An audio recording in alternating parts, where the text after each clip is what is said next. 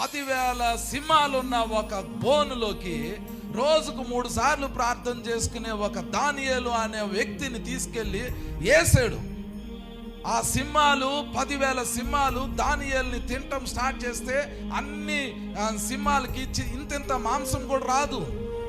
అలాంటి దానియేలు అలాంటి సింహాల బోన్లోకి వెళ్ళినప్పుడు దేవుడు సింహాల నోటిని మూసేశాడు. ఎందుకు అనంటే అతడు తన దేవుని పద్ధతి చొప్పున 3 సార్లు భక్తి చేశాడు. ఇందాక మనం ఏం చదివామో తెలుసా? యెహోవా యందు భయభక్తులు కలిగి ఉండుట దీర్ఘాయువు కారణం.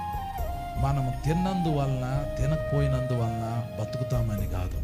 మనము బాగా ఎక్సర్సైజ్ చేసినందువలన 120 సంవత్సరాలు బతుకుతామని కాదు.